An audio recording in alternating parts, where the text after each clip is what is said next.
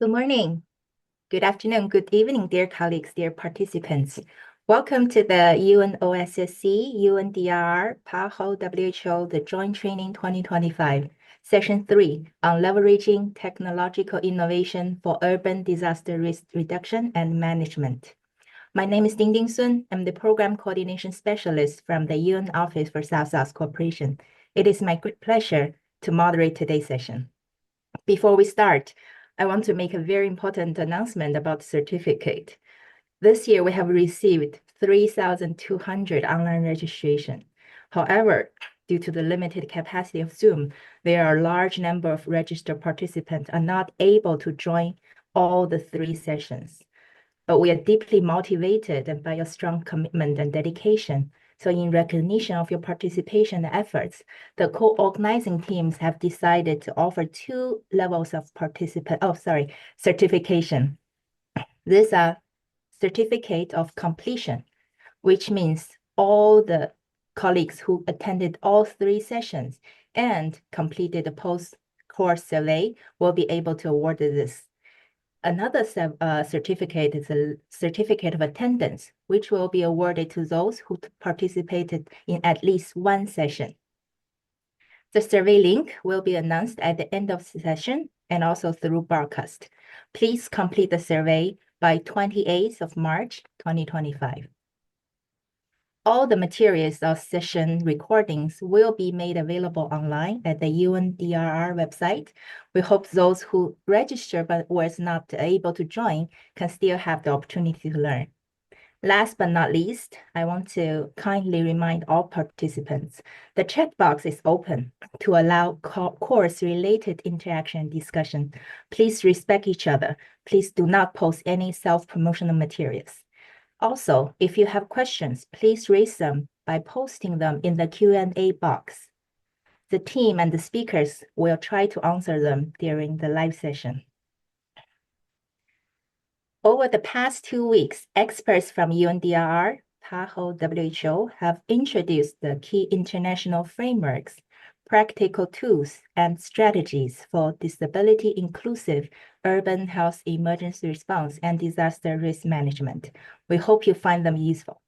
In today's session, we are very honored to welcome an outstanding lineup of speakers from the UN system alongside technical experts, national and local practitioners from Brazil, China, Colombia, the Gambia, the Republic of Korea, and Türkiye. They will be sharing innovative technological solutions and concrete examples from their home country and cities that really make a real-life impact in disaster risk reduction and urban resilience. Without further ado, let me welcome 2 very important speakers from the UN system. One is Ms. Xiaojun Grace Wang, Trust Fund Director of the UN Office for South-South Cooperation, and very importantly, Mr. Deodat Maharaj, Managing Director of the United Nations Technology Bank for the least developed countries. Ms. Wang, you have the floor. Thank you very much, Dingding. Good morning, good afternoon, and good evening to all. I'm so happy to see the enthusiasm of learners. Actually, many of you have rich experiences to share with the world, and you are sitting there to learn. So I appreciate this mutual learning spirit. It is my pleasure to welcome you all to join this very successful training program. During the past years, each year we have thousands of participants from developing countries, from the global south, and you are the ones at the front line of managing lifelines for people, and thank you very much. Today, I'm also excited to learn from concrete examples and experiences from Brazil, China, Colombia, the Gambia, Türkiye, Laos, and the Republic of Korea, from all the regions on how technology-driven solutions are transforming disaster preparedness and response, strengthening resilience in cities and saving lives. We live in the era of digital transformation, and technologies, both practical ones and the ones that powered by artificial intelligence, remote sensing early warning system, Internet of Things enabled disaster monitoring tools to post-disaster health surveillance systems. All these are great opportunities that the time offers us, and we hope this context-specific, scalable, and cost-effective technology solutions and experiences from these countries and cities can inspire you and be introduced to your country, your community, your cities. At the UN Office for South-South Cooperation, we clearly recognize the vital role of technology transfer and knowledge sharing in accelerating sustainable development goals. One of our flagship initiatives under the UN Fund for South-South Cooperation is called the Global South-South Development Center, and its phase 2 is now opening its chapters. That is from 2025 to 2030. This is with generous support of Government of China and partnering with UN agencies and partners around the world. This project is designed precisely to foster technological cooperation among developing countries so that all countries and people can benefit from the transformative power and benefits brought by technology, including digital and data-driven solutions. I'm very honored to welcome our distinguished keynote speaker today, who is a dear friend, an admirable colleague, who has dedicated his career to advancing sustainable development and empowering most vulnerable countries and communities. That is Mr. Deodat Maharaj, Managing Director of the UN Technology Bank for Least Developed Countries, a very important institution. Deodat, National of Trinidad and Tobago, brings over 25 years of international leadership experiences, having served in various capacities, including as Executive Director at the Caribbean Export Development Agency, Deputy Secretary General for Economic and Social Development at the Commonwealth, and in multiple roles with the United Nations Development Program. His extensive experiences in supporting least developed countries, LDCs, positions him well to lead the UN Technology Bank into the next phase of growth and impact. And we look forward to work very closely with Deodat, with your organization.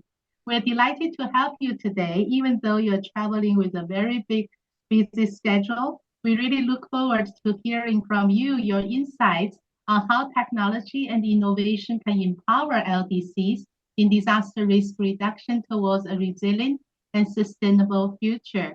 I thank all of our esteemed speakers and participants for joining us today, and I encourage you to engage actively during and after the training to turn the training into an opportunity for future South-South cooperation action. So now, Deodat, you have the floor. Thank you again for joining us. Yeah, thank you so very much, my dear friend Grace, for your very kind introduction, warm welcome, and invitation to speak at today's event. Friends and colleagues, good morning, good afternoon, and good evening to you. It is really truly an honor for me to be here today. And I was advised that it's going to be a full house, and I'm really impressed with the commitment that you, the participants, have demonstrated in joining us this afternoon or this morning in your hundreds.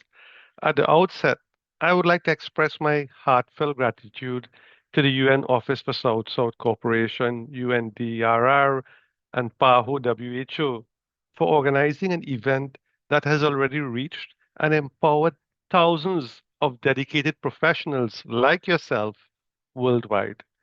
A true testament of the program's relevance and value. Having served myself in disaster risk countries like Mozambique following cyclones Idai and Kenneth in 2019, and in the Caribbean following hurricanes Maria and Irma, where generations of development gains were lost, especially in urban areas, in a matter of hours. I have seen firsthand the massive importance of urban risk reduction, and particularly embracing technology as a friend for risk reduction. Given the increasing risk we all face, including those that are climate induced, this training is even more important. Simply put, using technology to reduce disaster risk saves lives. And you, distinguished participants, by your participation and commitment, you all are at the forefront of that effort. Your choice today, your choice to participate today speaks volumes of your commitment to your professional growth, but more importantly, your dedication to making tangible improvements in your communities and the environment around you. In today's rapidly changing and complex world, collective actions underpinned by such engagement are essential to fast track our readiness and capabilities to prepare against challenges, uncertainty, and crises. At the UN Technology Bank for LDCs, our mission is to support the world's 44 least developed countries, which happen to be the countries that are most vulnerable to disasters, whether urban or rural. And therefore, we focus on strengthening the science, technology, and innovation ecosystems to enable structural economic transformation and sustainable development, whilst the absolute key must be in building resilience. And we do this via three core pillars. One, our technology needs assessments that we use to identify priority areas where the strategic application of science, technology, and innovation can generate a transformational impact. Two, technology transfers to ensure LDCs gain access to relevant, affordable, and scalable solutions suited to their national context. That's why I love this engagement that's taking place today and this training, because our LDC client countries and developing countries are in the overwhelming majority. And technology transfer is not only a north-south phenomenon, as we are learning more and more every single day, but it is becoming more an increasing phenomenon of developing countries sharing their experiences. And we have seen firsthand the vital importance of technology transfer via South-South cooperation and triangular cooperation to reduce risk and build the capacity for resilient nations. And of course, the third important area is the continued capacity building of stakeholders and of the STI ecosystem as a whole. To date, all our research participants and analytical work, including our technology needs assessments, have identified disaster resilience and health as absolutely top national priorities. And this research is being driven by the countries themselves, whether it's Djibouti in the Horn of Africa, or the assessment we have done in Kiribati and Timor-Leste in the Pacific, or in Southern Africa, Uganda, or the work we are currently doing now in Malawi and Tanzania. Disaster risk reduction is absolutely vital because, as I noted earlier, participants, and as you perhaps know better than I do, with one massive disaster, and as Africa, for example, becomes much more urbanized and becomes an urban continent, reducing disaster risk is absolutely vital because you can have massive gains in terms of GDP over many years. But as we have seen from Mozambique, as we have seen from the Caribbean, as we have seen from Vanuatu, one disaster, you would lose a generation of development gains and hard work in a matter of minutes or hours. So the work that we have done, we are helping countries to develop context-specific and cost-effective solutions in key catalytic sectors for their sustainable development, sectors that serve as enablers of structural transformation, sectors that not only drive the immediate improvements in quality of life, but also lay the foundation for long-term resilience, economic diversification, and sustainable development. And I must emphasize that none of this can be achieved if we don't have a very proactive, engaged, and forward looking approach to risk reduction. But I think we all know, participants, At the heart of any technological transformation are people. No matter how sophisticated the tools or systems are, it's human ingenuity, skill, and leadership that ultimately determine impact. Human capital development is really not a necessity, it is an absolute imperative. The LDCs, for example, are home to over 880 million people, yet the enabling environments for human capital development remain limited. Only 36% of the population have access to internet, and the average investment in research and development for knowledge creation, innovation, and technology, nurturing of future scientists, stands at a mere 0.3% of GDP, well below the global average of 2 to 3% GDP. Actually, African heads of state have committed to increase this figure to 1% of GDP, which is a step in the right direction. This means that we must find ways, given these financial challenges, to use low cost, high impact, scalable technologies to reduce disaster risk. In this regard, proven and low cost solutions from other developing countries through South-South and triangular cooperation provide an excellent template for other developing countries, especially the least developed countries.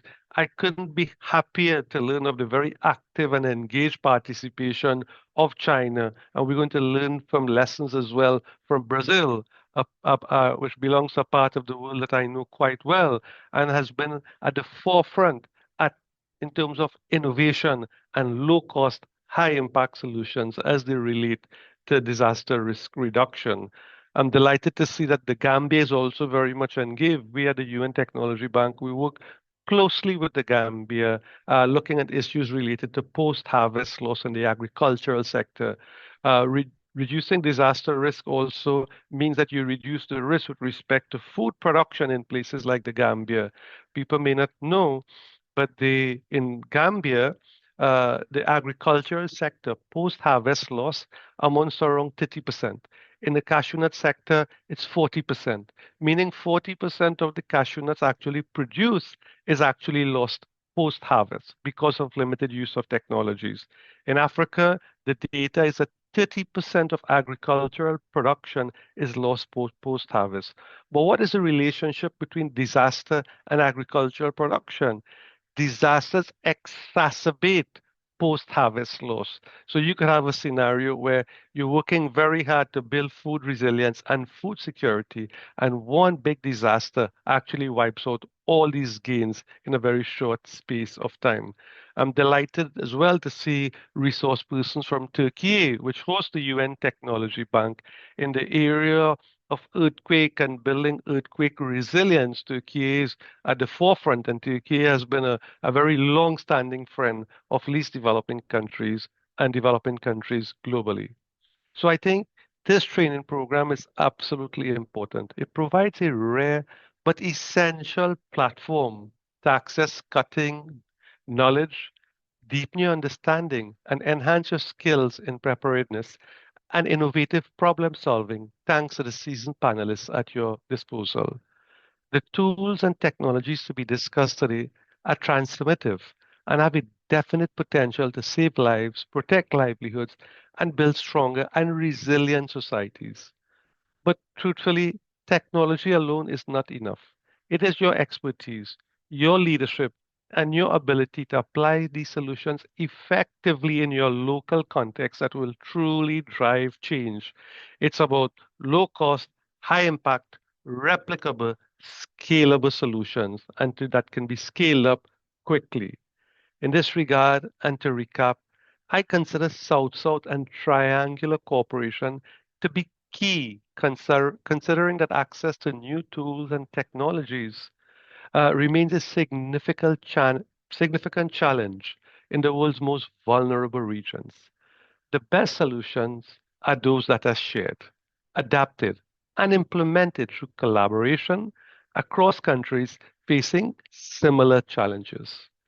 And therefore, I am also delighted that we have people from across the developing world. This is good to see. But what I would also encourage is that you establish some form of community of practice or some WhatsApp group or some email exchange group. So after the training, you can continue to engage with each other, share experience, discuss problems, and put your heads together to come up with solutions going forward. I think there's an African saying that says if you want to go fast, you go alone. But if you want to go far, you go together. And therefore, these partnerships are absolutely vital going forward. With this in mind, I strongly encourage you to make the most of this opportunity. Ask questions, engage with the experts, and most importantly, think about how the knowledge you gain today can be applied in your own cities, regions, and organizations. My biggest congratulations to you, Grace, our colleagues from UNDRR, WHO, PAHO, and others for this really successful and landmark initiative. And to you, participants, I wish you nothing but the very best. Thank you so very much. It has been an honor to get this opportunity to have this conversation at the very start of today's program. Thank you again. Thank you. Thank you so much. I want to really thank Deodat and Grace for such insightful, inspiring remarks, and also for very, sharing of very important work at the UN at your entities.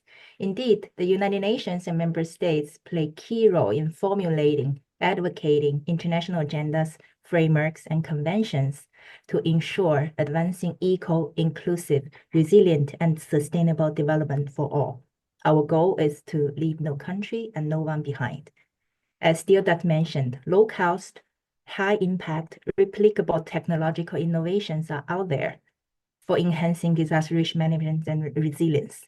Developing countries and the LDCs can harness these opportunities and these emerging technologies through capacity building, mutual learning, and strategic partnerships, including South-South and Triangle Cooperation. Thank you all. Now, let's move to a very exciting panel presentations today. I would like to kindly remind our distinguished presenters to be first mindful of time, and second, I would encourage you all to also check the Q&A section and respond to any relevant questions. Thank you so much.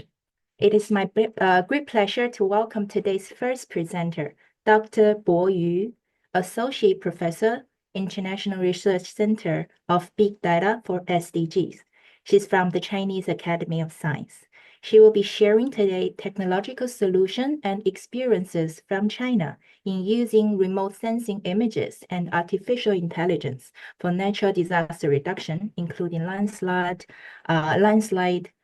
flood risk mitigation. Thank you, Dr. Yu. You may proceed. Thank you, Dingding. Thank you, everyone. Hello, everyone. It's my honor to give you a presentation about using remote sensing images and artificial intelligence for natural hazard reduction with some case examples in landslides, floods, and droughts. So first, I will give you a brief introduction about our institution and the CBUS. Well, CBUS was founded in September 2021, and the mission is to develop SDG data infrastructure and information and data products to provide new knowledge for SDG monitoring and evaluation, to develop and launch a series of SDG satellites, and establish a think tank for STI to promote SDGs, and the capacity development for SDG in developing countries. The capability in facilitating SDG implementation comprises of infrastructure, data products, knowledge, and partnership. So in terms of infrastructure, we have the SDG Big Data platform. And every year, about 3 PB data will be updated on the platform. Also, we have launched SDG Sat-1 scientific satellite on November 5th, 2021. It is composed of a glimmer sensor, thermal sensor, and a multispectral sensor. And all the images can be publicly available through the SDG Set 1 Open Science Program. Here's the link below. And here is a demonstration of the glimmer sensor image.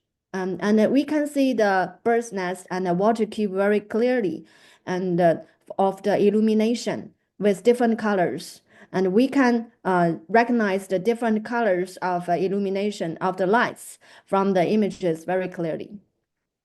And also, we released the Big Earth Data report for SDG report since the year of 2019.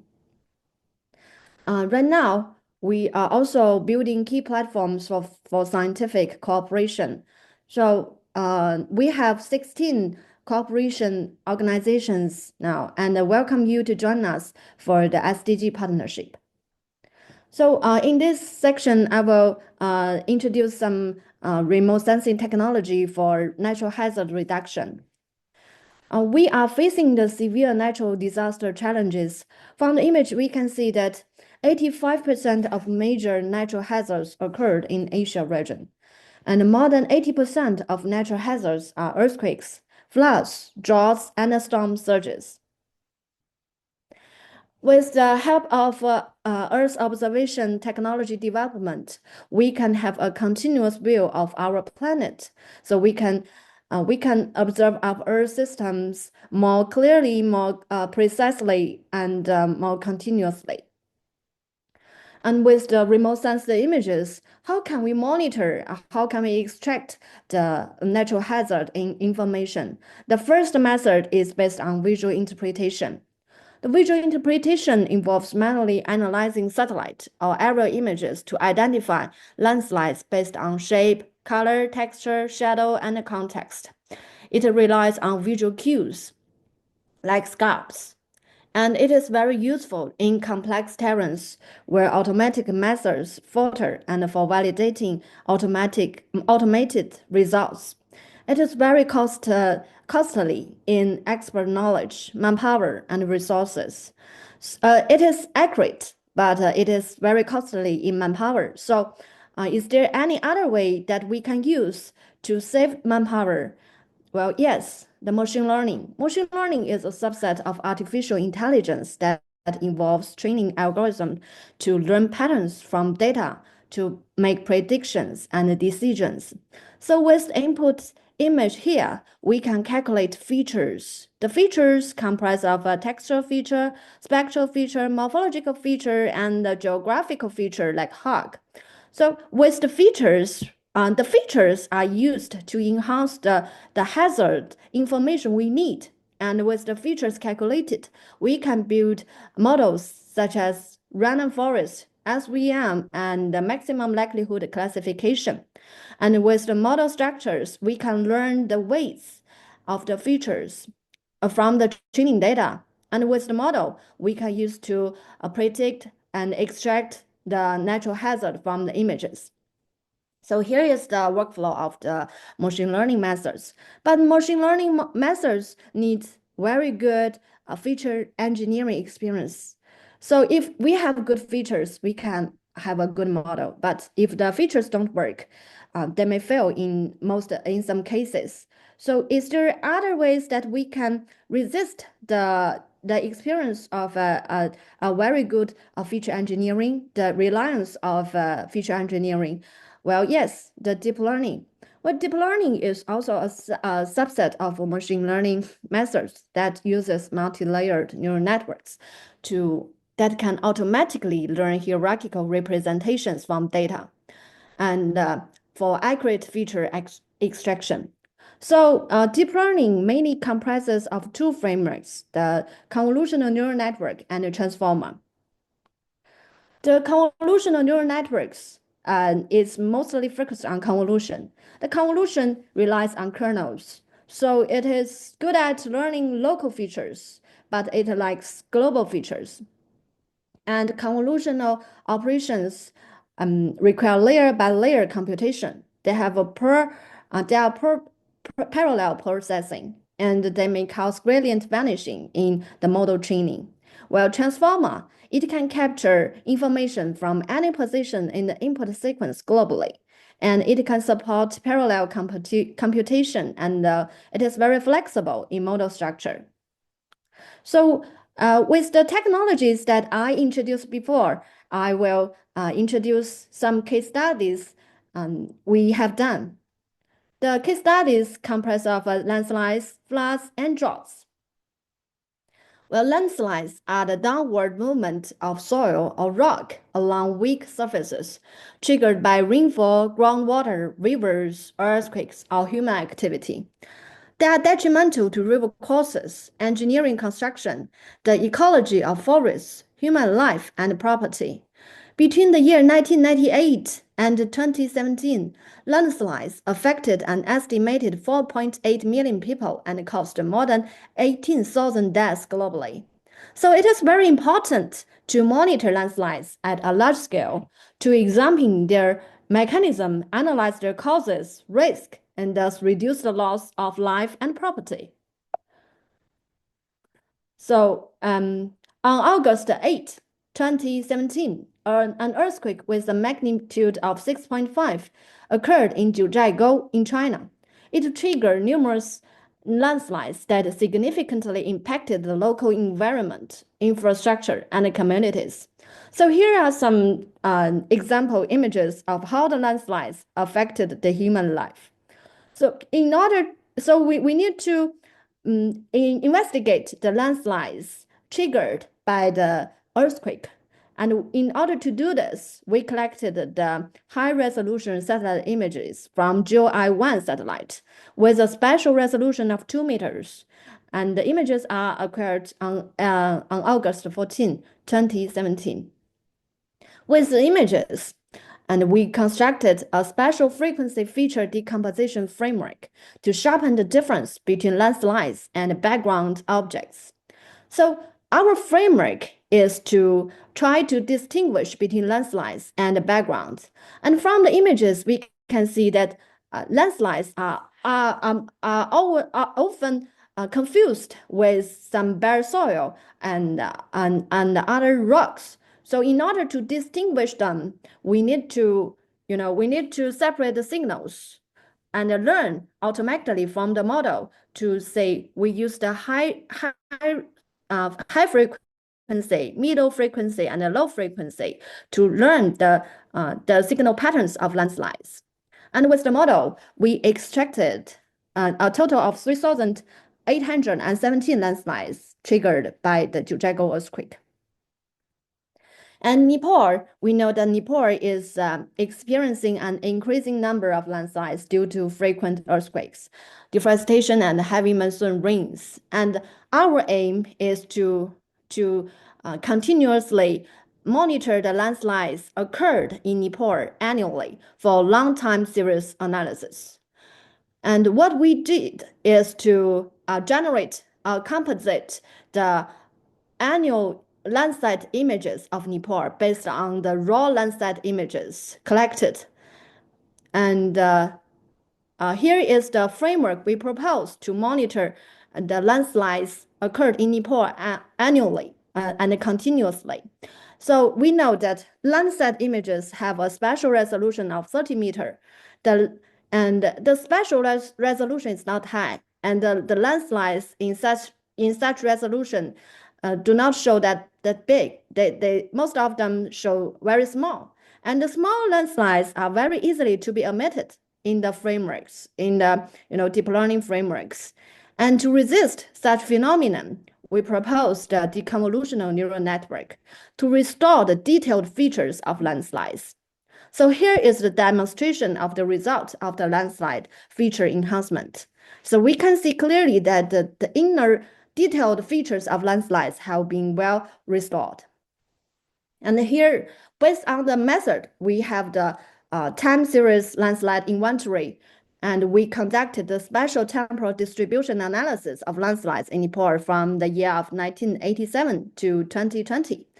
And to review the impact of varied earthquakes and rainfall on landslide triggering under different geological conditions. So here is the second case for floods. Floods is an overflowing of water onto land that is normally dry. So from the year 1990 to 2020, the number of global flood disasters has doubled compared to the past 50 years. The average frequency is about 200 times per year. Approximately 250 million people worldwide are affected by floods in a year, with 25,000 deaths. The resulting economic losses are about 200 billion US dollars. So in Pakistan, the 2010 catastrophic floods triggered more than 1,500 lives lost and 20 million people affected. 1/5 of the country's area was devastated. That was equivalent to the entire England. And Pakistan experiences seasonal floods and prolonged droughts almost every year. So here is the framework we used to map large-scale floods. We used the flood image stack and DEM images and the thresholding method to map the floods. And here we compared the flood inundation in 2010. We found that the Punjab and the Sindh are mostly affected. And the cumulative rainfall during the monsoon season is the main cause of floods in the year of 2010. So here is the case of droughts. Droughts can cause severe environmental, economic, and social damage, leading to some crop failures, water shortages. And the rain-fed croplands rely entirely on rainfall, while irrigated croplands depend on managed water sources. The different water dependencies and drought responses require tailored strategies.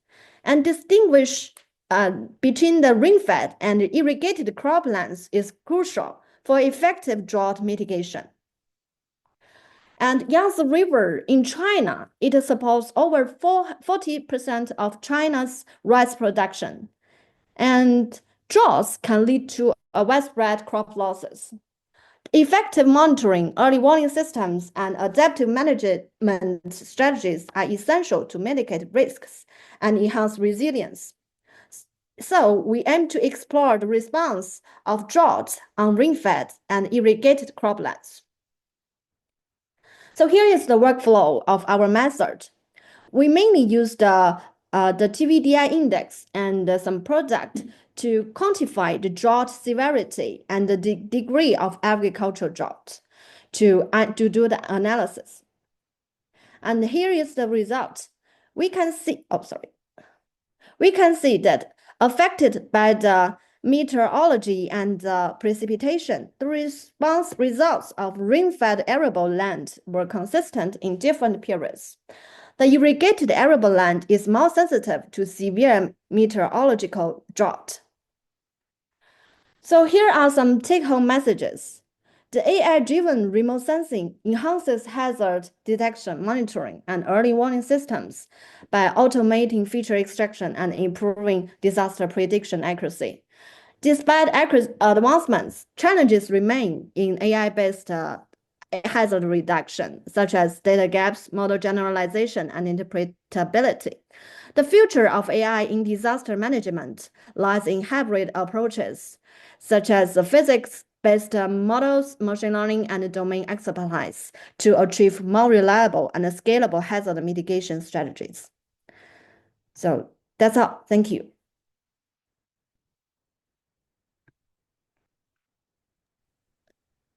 Thank you so much, Dr. Yu, for sharing with us the excellent work at your center, and also for explaining the core models and algorithm in deep learning for remote sensing imaging, and also for disaster risk reduction. Thank you so much for the sharing. Now I would like to invite the second speaker, Mr. Eugene Kim from the Republic of Korea. Mr. Kim is the water information systems expert of the ROK-UNOSSC-P-Link project on water energy food nexus in the lower Mekong Basin. He will share today a technological solution used to improve early warning system in Lao PDR. Mr. Kim, you may proceed. Thank you. Yeah, nice to meet you. Yeah, good day to all of you. Yeah, wherever you are in the world. Today I'd like to share with you the technological solution we applied in the ROK-PDR. And along with key lesson learned from the P-Link pilot project.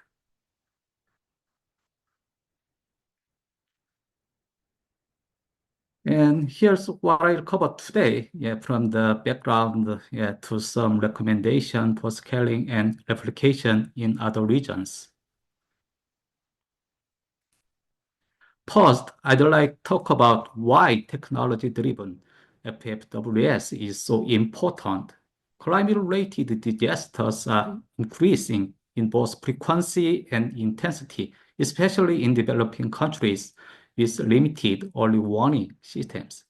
And real-time monitoring and predictive analytics can save lives by giving people enough time to respond and evacuate. However, technology cannot just be advanced. It needs to match the local context, infrastructure, and capacity. So what makes up the flood forecasting and warning system, FFWS? There are 5 core components: data collection, transmission, and analysis, information dissemination, and action. For each component, there are multiple technology options, ranging from low-cost manual methods to advanced solutions such as AI-based modeling or satellite data.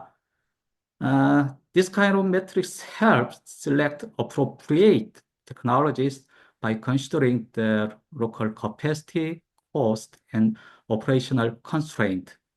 In case of ROK-PDR, we emphasize the scalable and sustainable choice rather than the most advanced technologies. It's also important to consider the life cycle of these technologies.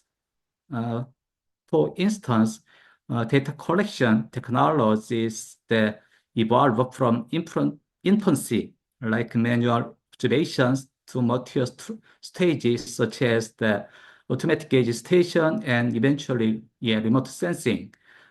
Particularly in case of PDR, where connectivity and budget are limited, the best approach is often to use a combination of growth stage and mature or advanced technologies to balance cost effectiveness and performance of the system.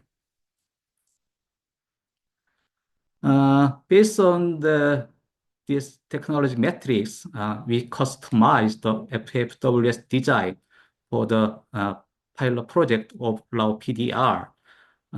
We've combined automatic gauge station and LTE communication and integrate them into the AI-based forecasting model.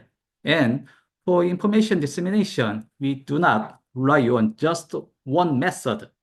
We would use the community speakers, sirens, and SMS or WhatsApp alerts, ensuring that even remote communities would receive the early warnings.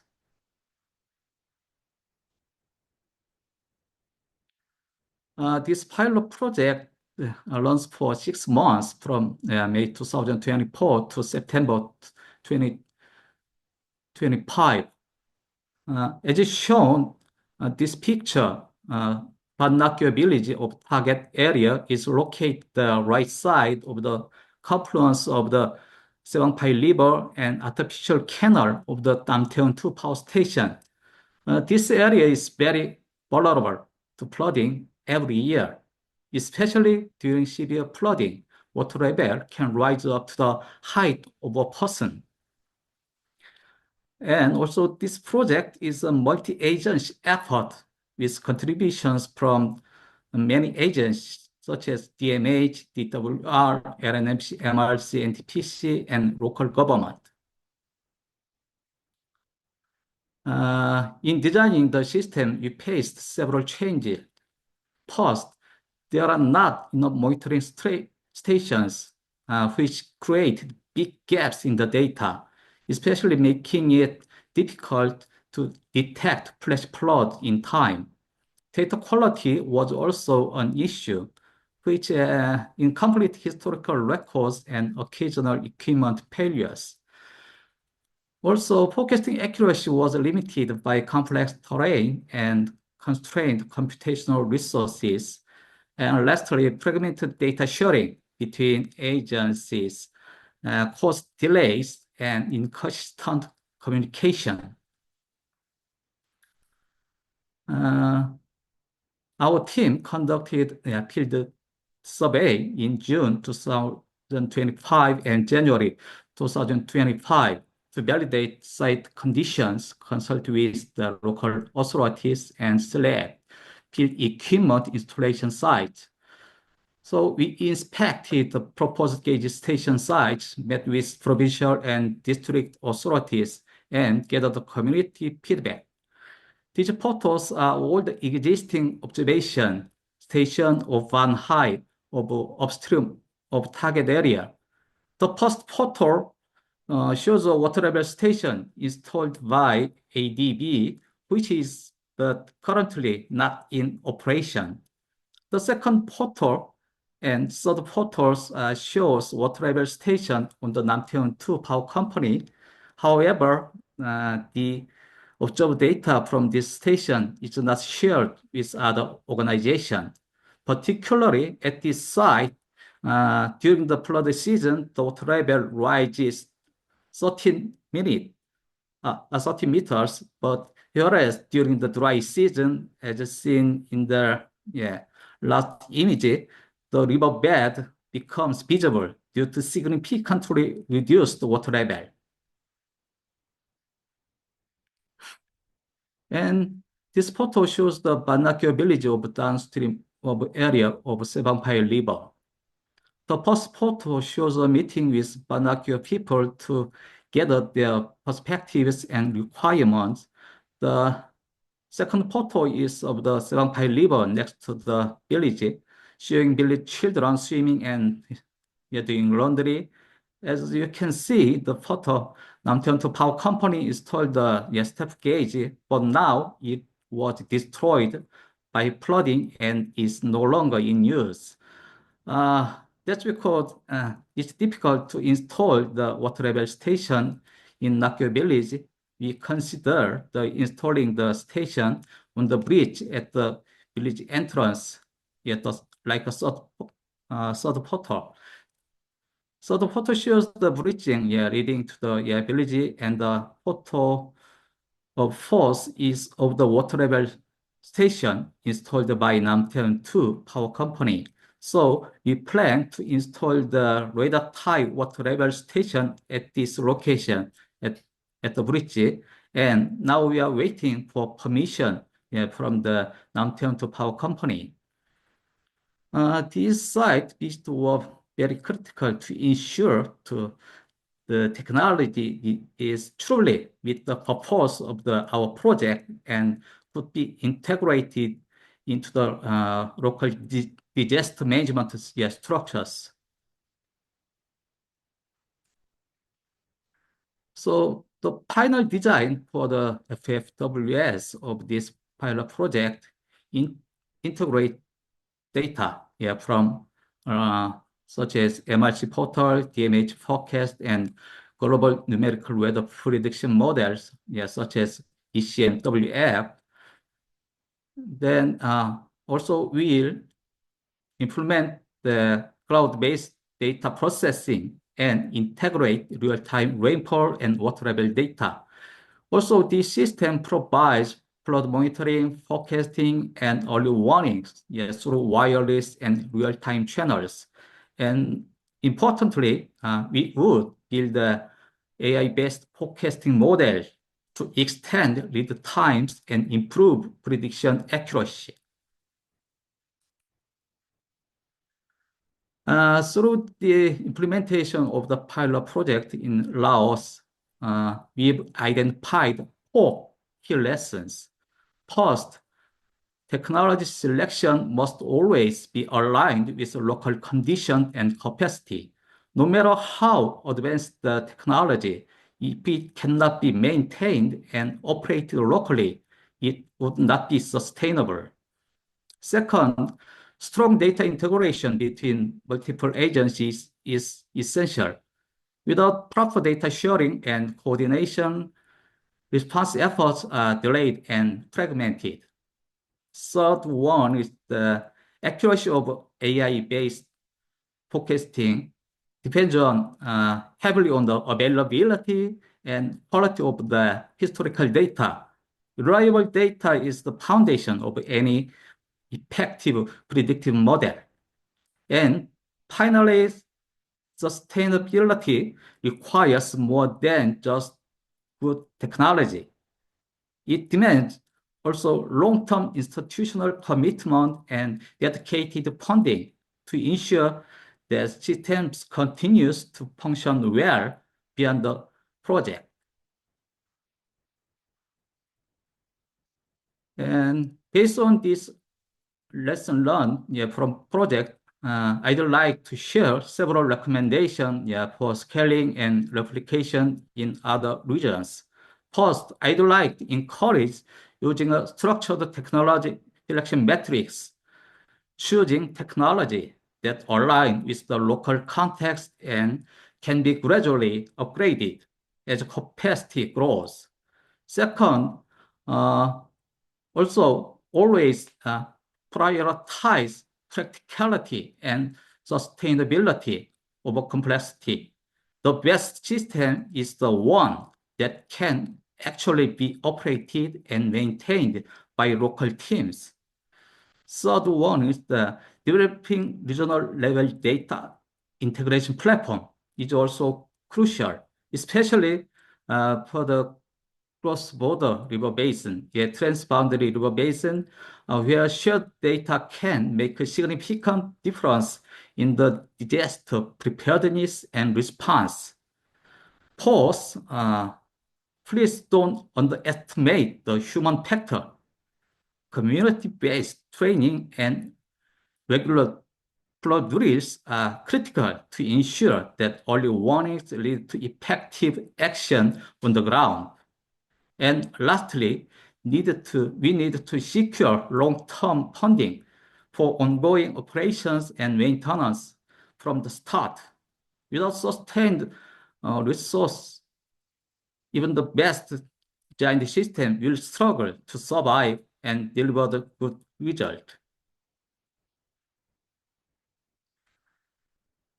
This is the last slide on my presentation.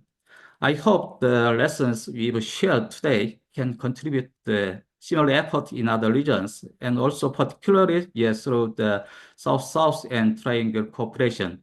Thank you for your attention. Thank you. Thank you. Thank you so much, Mr. Kim. Thank you for sharing this very practical experience and also the lessons learned from your field experience from the field applications. Indeed, insufficient data, infrastructure, and capacity, and also lack of system integration remain top challenges for early warning system in Laos and many other developing countries. I think, as you mentioned, technology selection, local adaptation, increased and sustained investment remain key in addressing these challenges. Thank you for your sharing. Now, I want to move to the third speaker, Dr. Betül Ergün Konukcu from Istanbul, Turkey. Dr. Konukcu is official responsible for urban resilient projects at the Directorate of Earthquake and Ground Research, Istanbul Metropolitan Municipality.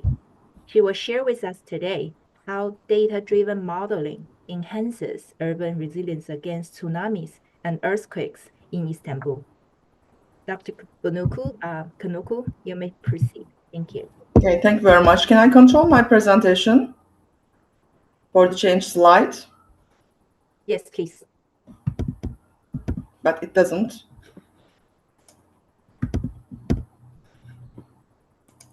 Okay.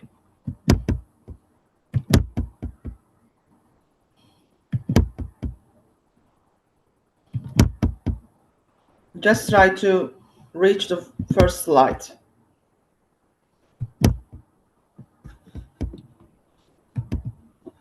Okay. Good morning, good afternoon, and good evening because of the time differences between us.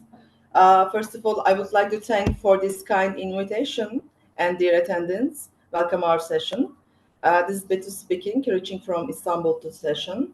Today, my purpose is to give a brief information about our efforts to make our city resilient against the challenges, mostly focus on earthquake threats and calculating its risks by using tools and systems. Let's talk about a little Istanbul.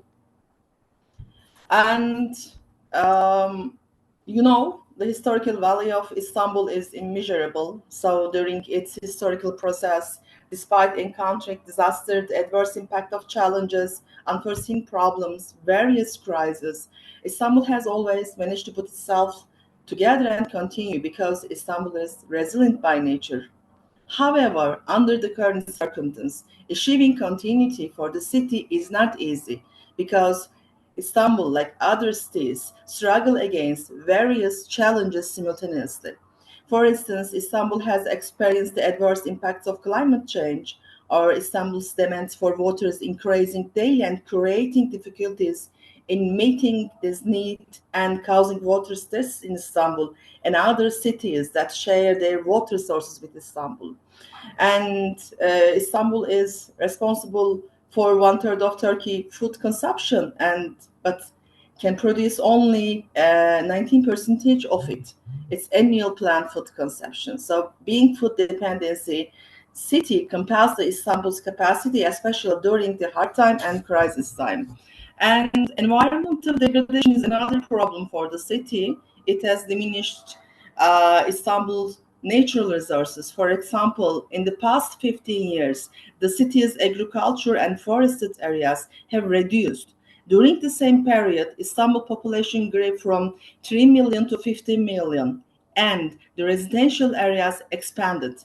This urbanization process, mostly ignoring earthquakes, has made the city fragile against the earthquakes and increased earthquake threats on the city.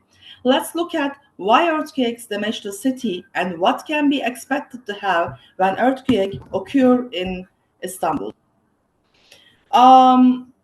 As you see on the slide, the result is irresponsible and non-risk-based urbanization, ignoring nature, disregarding earthquake reality, and making risk-unaware politics and actions create, unplanned and unguided urbanization, produce insufficient institutional regulation, and trigger inspection deficiencies, which are the reason for irresponsible urbanization. And also lack of knowledge causes unawareness about the earthquakes and their risks, and this make decision makers who do not consider the earthquake risks or make public indifference to these earthquake titles. And also financial inadequacies caused by budget problem hamper the activation of risk reduction studies or coping capacity activities. So earthquake unawareness and financial problems prevent investment in the city, and this investment in the risk reduction studies or increasing coping capacity cause non-risk-based urbanization. And due to the irresponsible and non-risk-based urbanization, earthquakes threaten Istanbul's urban areas and earthquake-prone Istanbul occur. So as you see on the slide, Istanbul was less damaged in Kocaeli earthquake 1999, and the losses and damages in Istanbul's districts occurred as I highlighted because the irresponsible and non-risk-based urbanization in the city. And it is the most significant human footprints of Anthropocene era, as you see in the slide, at the urbanization process. Many causes, many barriers, deficiencies in the relationship between stakeholders, and the cost of inaction also caused the experience earthquake as a disaster in urban areas. So I would like to share some pictures with you about earthquakes. As you see in the slide, despite the past 24 years between Kocaeli and Kahramanmaraş earthquake in Turkey, the same heartbreaking and heart-wrenching image on the screen. Similar damage, building damage, fires, and non-functional roads, and bridge failure, demolished mosque, or something else. It means that we did not achieve learning from the past or not query why this damage occurred. However, like Istanbul, the cities must learn from the past experience because the risks, multifaceted challenges, and potential cascading disasters related to earthquakes pose a significant threat to Istanbul's urban sustainability, like other cities. Let's talk about earthquake threats on Istanbul. So you see the distribution of anticipated earthquake losses in Istanbul. It's calculating by using LR, and LR is a methodology and software that was developed. There is project supported by European Union. As you see, as the slide, Istanbul has 1.2 million buildings, and about 70% of them are fragile with more than moderate earthquake damage. And the red on the slides show the mostly damaged area. So the adverse impact of disaster risks, earthquake, in not isolated, the damage to built environment that are direct damage of earthquake, through their interconnection with urban process. They cascade through the society, the economy, and the environment, so influencing them to risk well because the systems and the sectors in the urban areas are closely connected. And this connectedness means that various systems and sectors within the urban landscape are closely linked, amplifying the overall risk by distributing exposure if one sector or system is damaged. Also, this interconnectedness indicates that Istanbul could face paralytic collapse, multiple risk points against earthquake, not only human needs, and built environment directly, but also urban society, the economy, the environment indirectly, increasing disaster risks and creating new challenges and compelling coping capacity of Istanbul. So, we assess physical risks together because we must know which part of Istanbul is more vulnerable than the others, and we use the logical decision program for this. Let's see it. Yes. Firstly, we defined our physical indicator and gathered them potential damage based on LR program, as I said before, and occur district-based vulnerability set. As you see on the slide, our physical risk indicator is building damage, casualties, lifeline damage, road blockage, and fire outbreak possibility. Let's see them, how we rank our cities related to earthquake risk. Okay, so I said that we determine the indicator, and each indicator is embedded in the LDV database, Logical Decision Windows database. And then anticipated damage number coming from LR have been put in the software.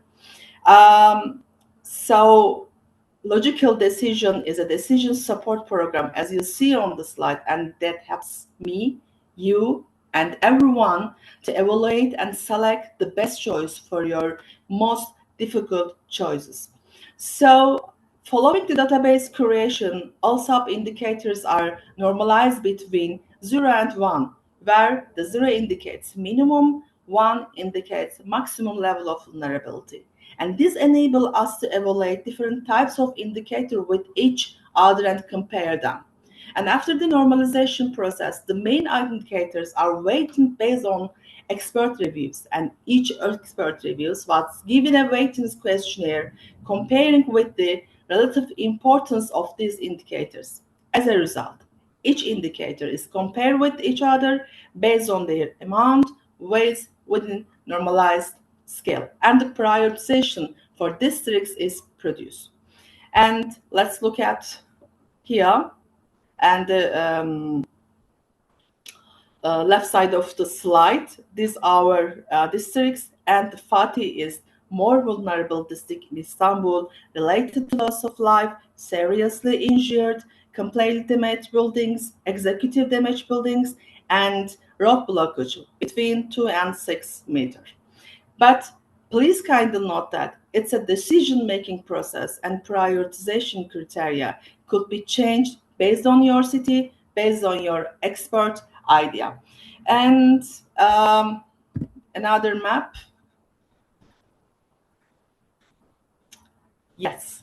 And you'll see the isolation, potential integrated physical damage map based on neighborhood scale for decision makers. You know, visual results help decision makers by facilitating it to focus on more damage area when we use some JS program for this. And the dark red ones have been treated by the earthquakes more than the others. And I would like to share with you our social fabric also against the earthquakes, because you know that the social resilience or social vulnerability affect the outcome. Earthquake can determine the bounce back time of cities to normal condition. Let's see it. Yes. You'll see our indicators related to social vulnerability assessed under exposure and coping capacity level, and calculated this indicator, all processed same with the physical risks, and were made on LDV software. And the data came from survey study in Istanbul, and survey study was conducted in all our neighborhoods, covering more than 50,000 households. It's really good samples. And the questionnaire consists of, closed-ended question. After LDV processes, you see integrated social vulnerability map Istanbul at the right slide of.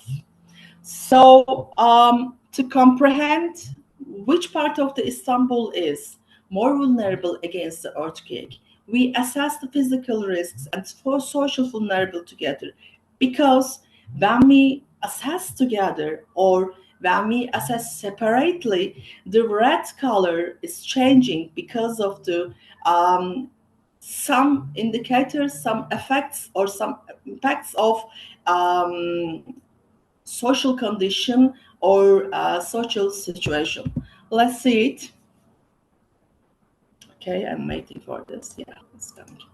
So you see our earthquake disaster risk distribution in Istanbul. You see the colors are changed according to assessment. So it depends on you. It depends on your approach, or it depends on your expertise. But the important thing is try to make a holistic, multidisciplinary, or subdisciplinary approach. It's really important. So this tells us that we must evaluate the earthquake and its adverse effects from a holistic perspective and with a multi-criteria analysis. We see that the coastal western part of Istanbul, which does not have much risk in terms of physical condition, is negatively affected by the earthquake when evaluated together with social structure and social vulnerability.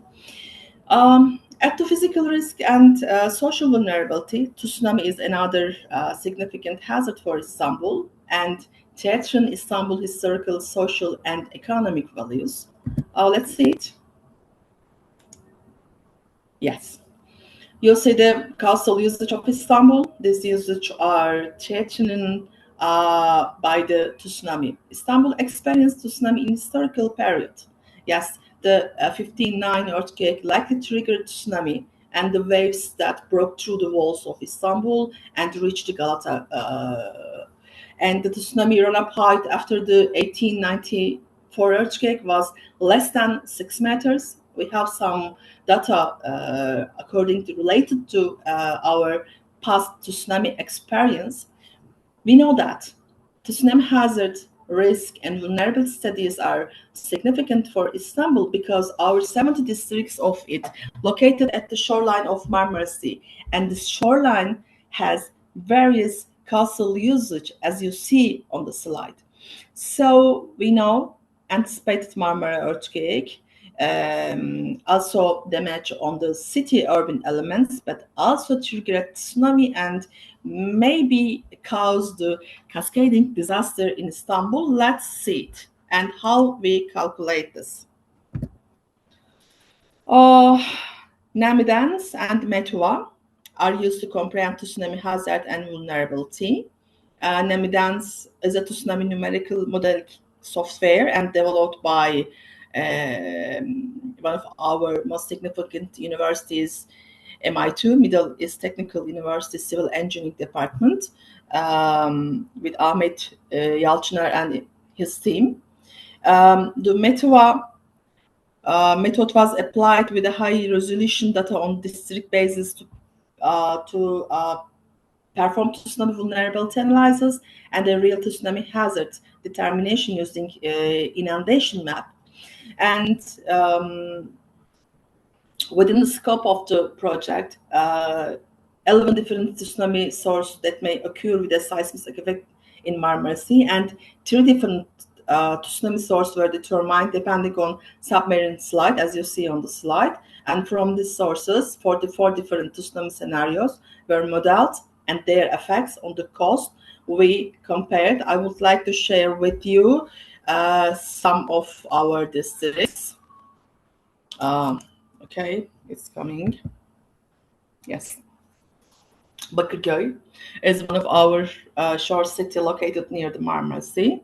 And as you see on the slide, in Bakırköy districts, especially Ayamama, Tavukçu, and Ayvalı stream beds, water progress was observed, and it was calculated that the maximum flow depth reached approximately 40 meters at points, and the horizontal inundation distance reached approximately 1,200 meters, and tsunami inundation is predicted in an area of approximately 4 square kilometer and covering again about 40% of Bakırköy and their 50 neighborhoods. So, and vulnerable maps is composed of, as you see on the slide, Metropolitan use, geology, elevation, and distance from shoreline layers, whereas the evacuation layer is formed by slope. What else? Distance within the flat areas, and distance to buildings, and distance to road network layers, or something else. And as you see in the slide, some of buildings related to social, economic, and administrative titles are affected by the tsunami. And maybe we must show and we must share with you our critical transportation elements, our recreation area. Okay. And as you see on the slide, some critical usage under the tsunami threat. Let's start Marmara Station. It is critical because Marmara provides transportation services at an average 600,000 citizens in a day. And in case of occurrence, any major tsunami scenarios, tsunami inundation maybe will not be able to reach some Marmara station, but it will reach the Üsküdar station, as you see on the slide. So, and the Üsküdar station entrance may be under tsunami inundation, and raising the coastal structure in Üsküdar may reduce to tsunami inundation distance.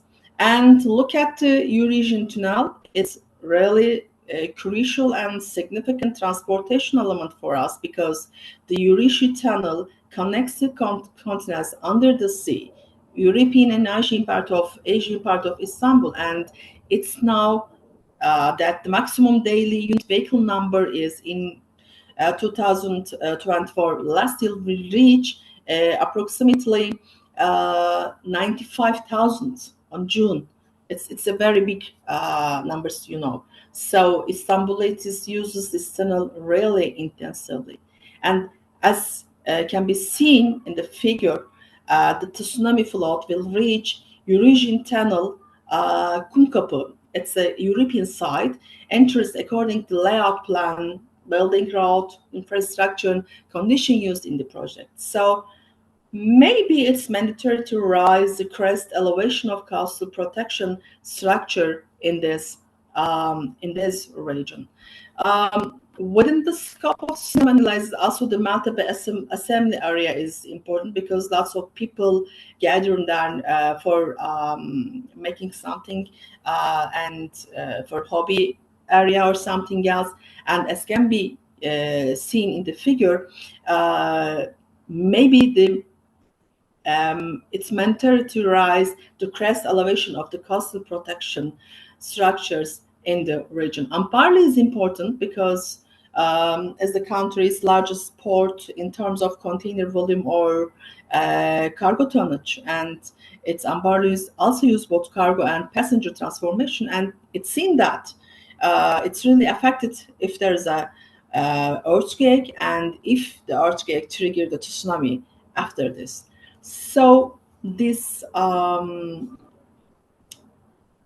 some docks directly maybe face the open sea, and raising the docks will disrupt the port and function separate, and measures should be considered on this area. So maybe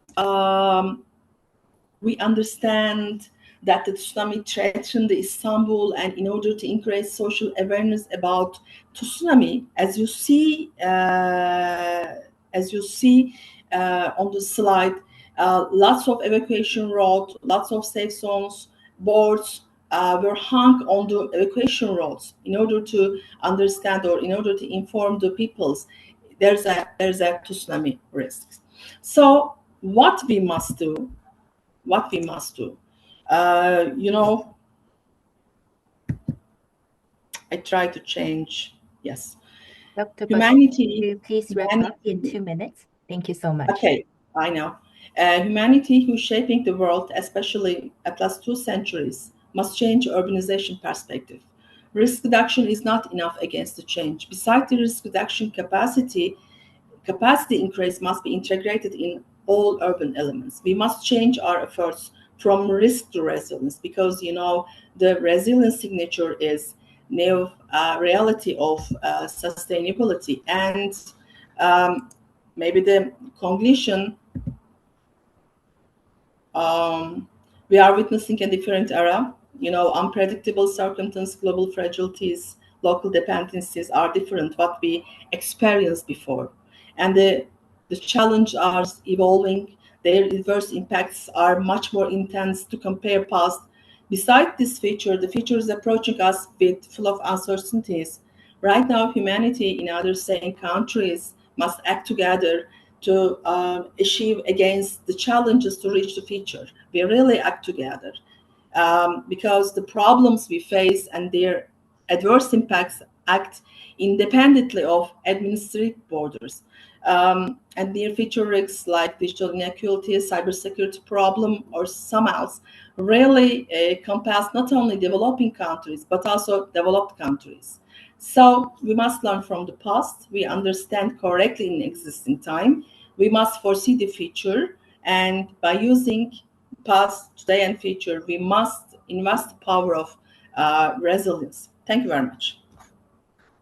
Thank you so much, Dr. Betül, for sharing such an excellent example and also important lessons learned. Beyond the technological elements, I think it's essential, like what you said, we reflect and learn from past, inform the future decision making. Effective coordination, consultation, collaboration are very key to achieve meaningful change. Thank you so much. Now we would want to invite the next speaker from the Gambia, Mr. Amadou Sanai from the Gambia. He is a Geographic Information System and Data Management Officer at the Gambia National Disaster Management Agency. He will present today an India-UN Partnership Fund supported UNESCO project on enhancing early warning system in the Gambia to mitigate the impacts of flash floods through introducing drone technology from Senegal. Mr. Amadou, you may proceed. Thank you.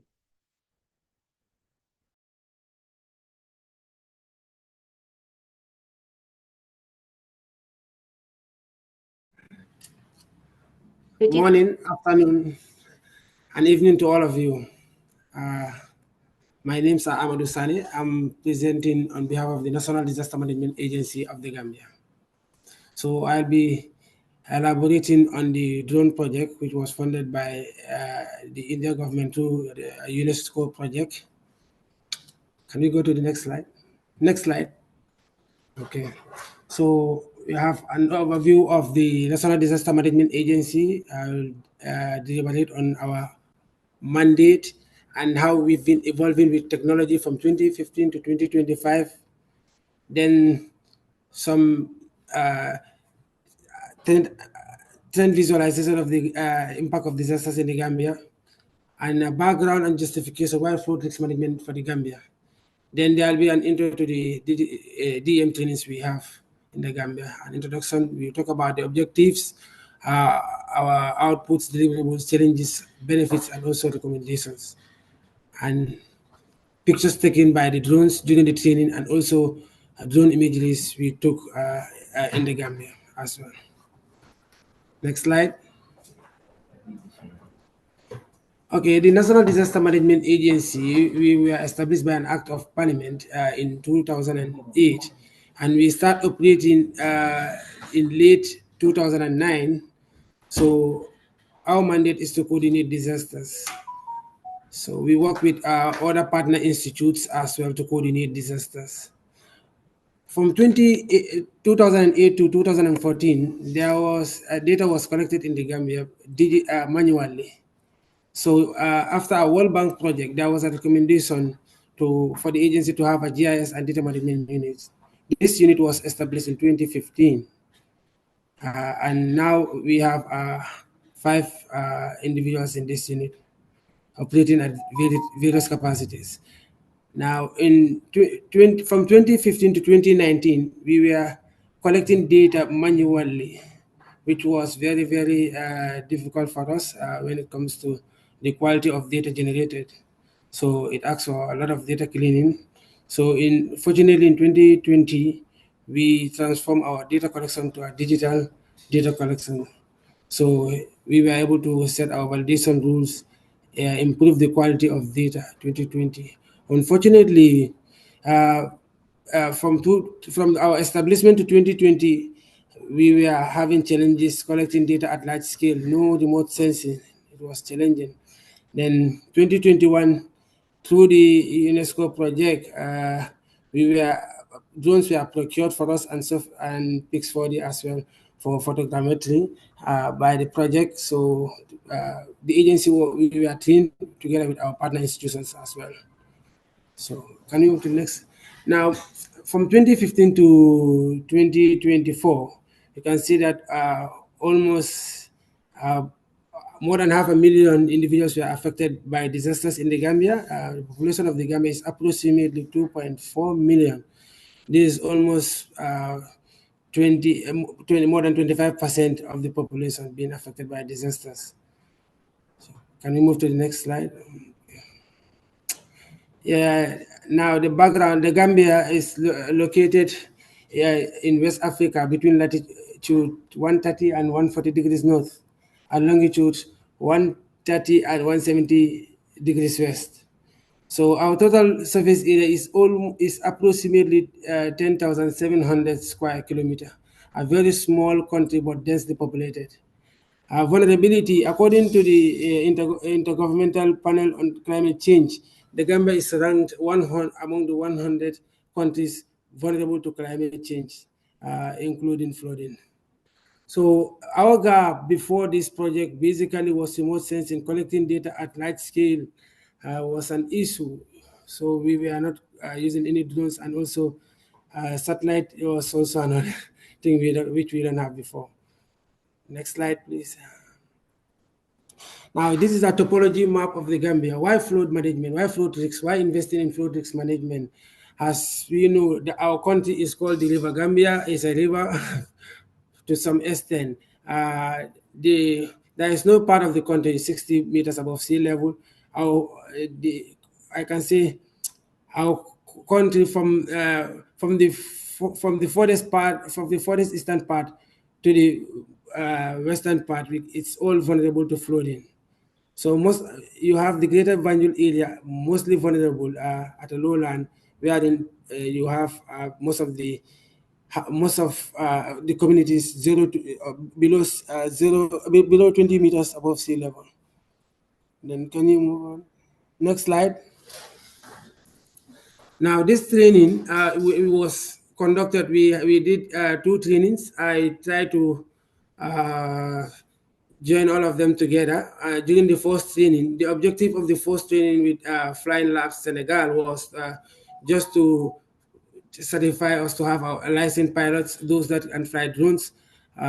Yes. So 10 participants were trained during this training, 5 from the National Disaster Management Agency and another 5 from other sister institutions. So missions were carried out. We did our missions using the drones we were using. We are DJI Phantom 4. And participants were registered with the Civil Aviation Authority of the Gambia. So an operational manual was also provided, and there was a practical training course as well. So we use all kind of unmanned aerial systems and unmanned aerial vehicles as well. Next slide, please. Okay. Now, the objective of the training is to train 10 remote pilots for the Gambia using the UK standard. And now another objective is for us to have hands-on training, practical session. So the third part of it, which we did during the first training, was to some extent, it was just an intro, a brief introduction to DM analysis for fluid risk management. We did play with the drone data collected, at least to some extent, during the first training. So during the second training, then we were analyzing drone data with those from these professors from the one of the universities of Ghana as well. So, next slide. So output of this training now, a training manual was provided for us and Pix 4D as well and QGIS as well. So the one of the most important part of is to have well-trained team that can do DM analysis for fluid risk management, and also to have competent drone pilots as well, licensed drone pilots for that matter. Next slide. So what was delivered? A training manual was provided, 15 participants during the second training. We added some institutes during the second training, which was mainly centered on doing some drone data analysis. We added the University of the Gambia as well and other institutes as well, I can recall. So 15 participants attended the second training. And also during this training as well, we were trained to fly the drones, especially those that were new. Then, now what was the main benefit of this project, the drone project for the Gambia?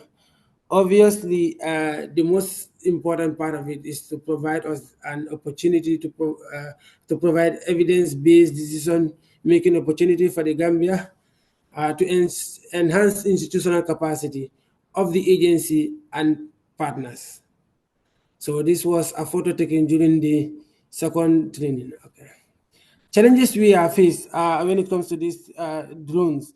Data analysis, obviously we are just doing some drone imagery, but unfortunately the agency didn't have high performance computers to do photogrammetry and other data analysis. Staff attrition, obviously, during the time of training, 5 staff were trained from the NDMA, but now we are only having 2 currently with the agency. And maintenance, obviously, the agency didn't have any contingency funding for drone maintenance. And training, obviously, the agency have no funding to train more staff, and the agency, have no personnel, no trained personnel to repair drones as well. So our recommendations this is not only shared in this presentation. We've been trying from other projects to have high-performance systems from our projects. Yes.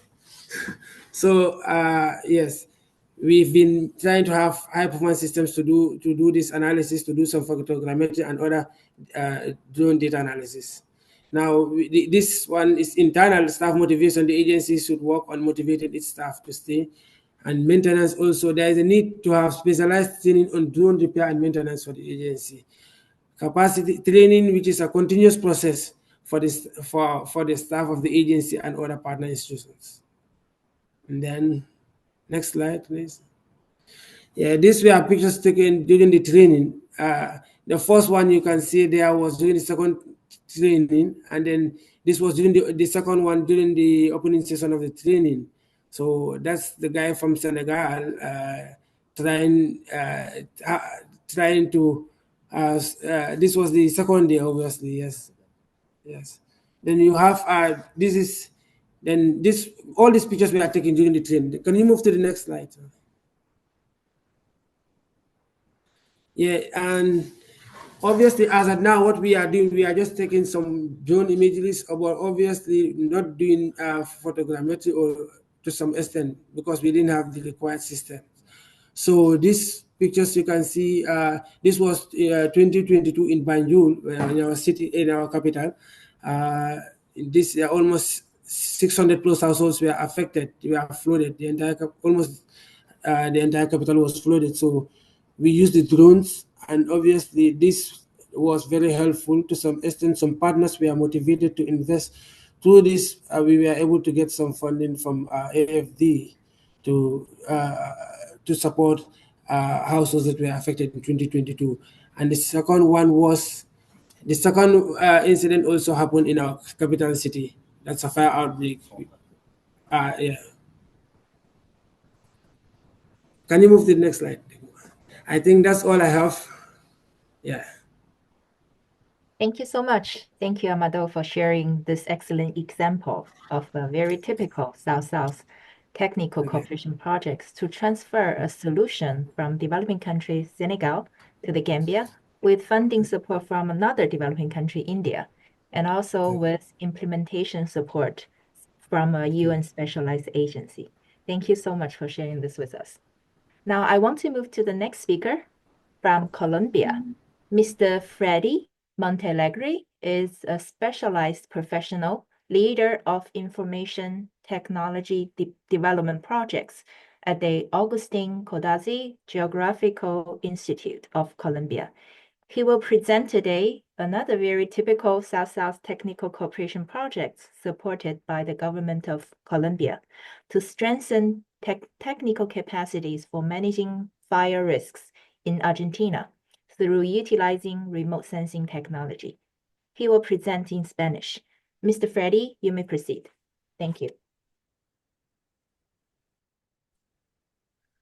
Ok. Muy buenos días para todos y para Good morning, todas. everyone. En nombre del Instituto Geográfico Agustín On Codazzi, queremos behalf agradecer la of invitación a the participar en este Geographical evento Institute y Agustin poder Codazzi, compartir we're con uno grateful to nuestra have this experiencia en el opportunity to desarrollo de join este this event proyecto que and hemos share our denominado experiences in instrumentos this project, metodológicos which we've para el labeled análisis de incendios methodological a tools través de for fire telecomunicaciones. analysis through remote sensing. Pasemos, por favor. Next slide, please. Bien. Queremos iniciar entonces con un contexto de esta comisión mixta entre We would Argentina y like to start Colombia.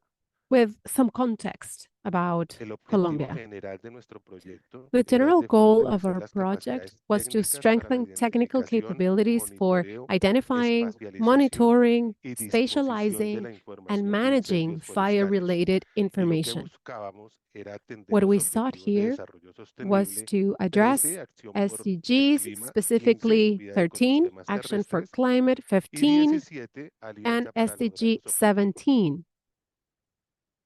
Pasemos. Bien, ¿quiénes participaron Who en este participated proyecto? in this project? Por parte de Argentina participó On el the side of Instituto Nacional de Argentina, Tecnología Agropecuaria INTA. we were joined by Este INTA, instituto the INTA ha Agricultural desarrollado proyectos Technology de análisis de National incendios que Institute, afectan sus áreas rurales.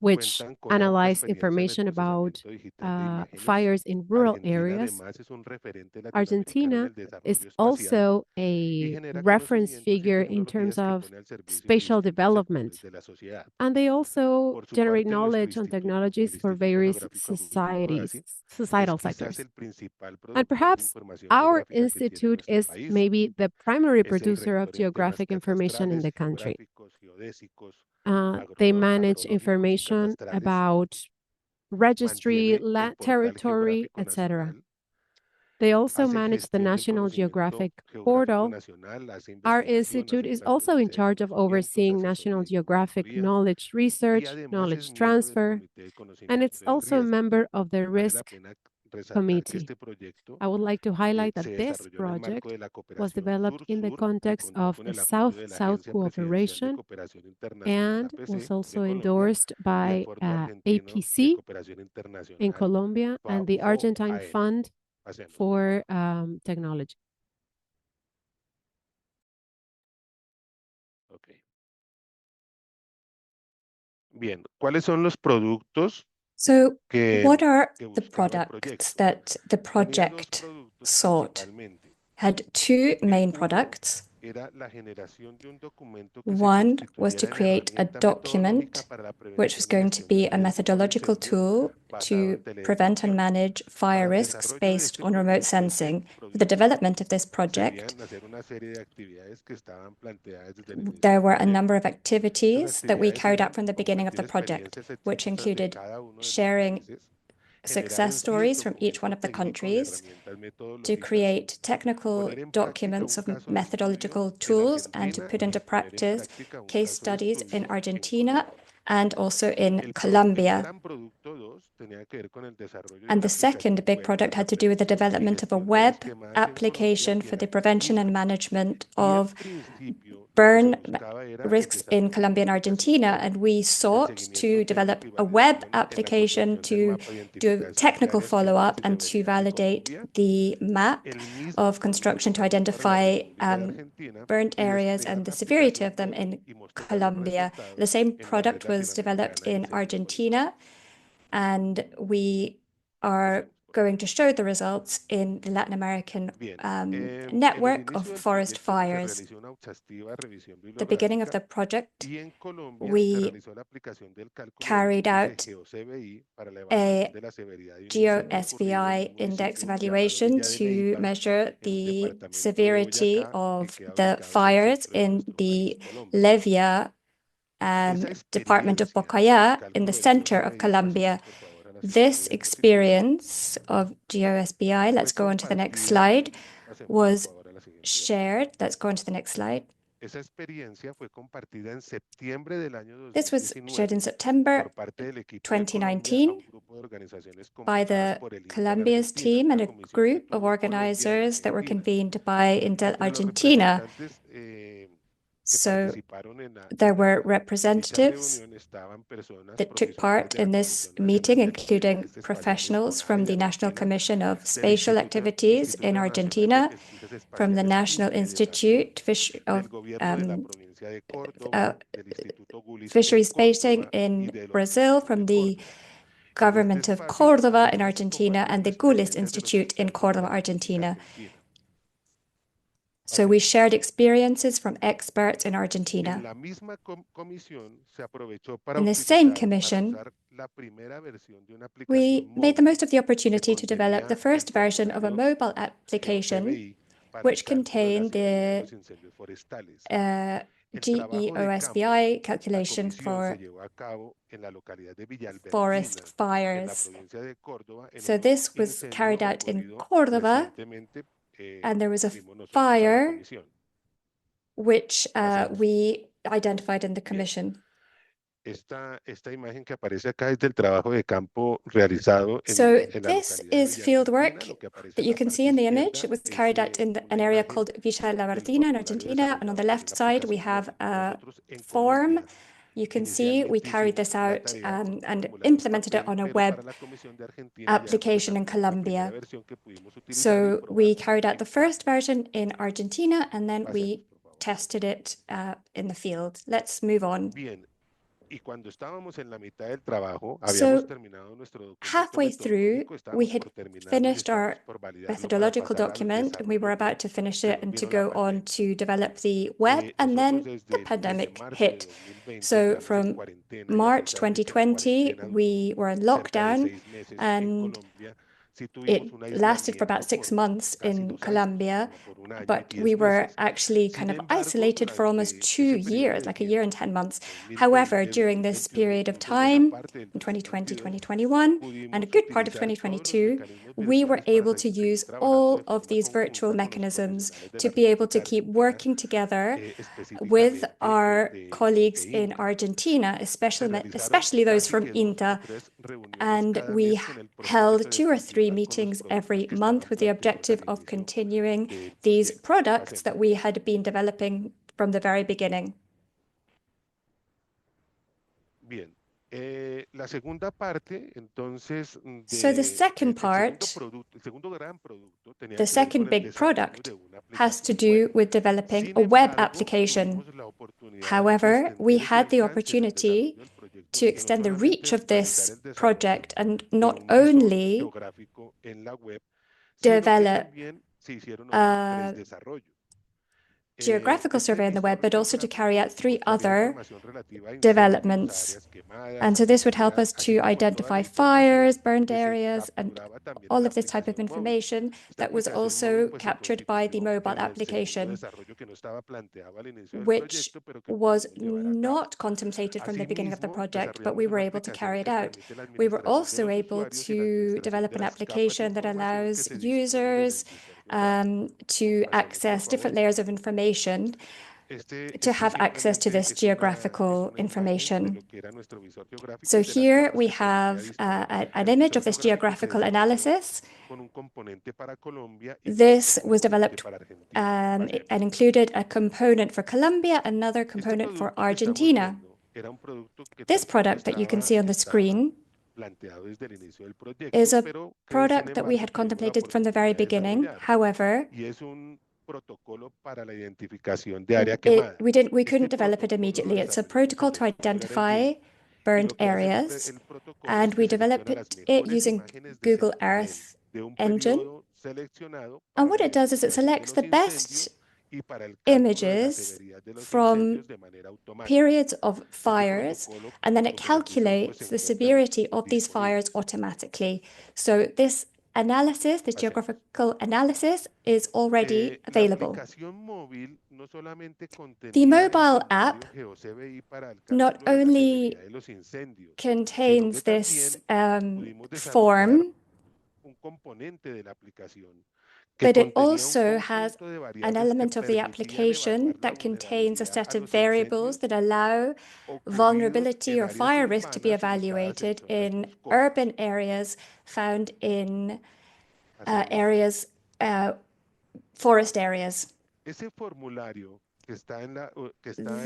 form that has been developed by the web application has 6 different themes, including physical conditions, risk perception of the person who's analyzed the data, the environment, housing features, the conditions of vulnerability or exposure of the households and materials.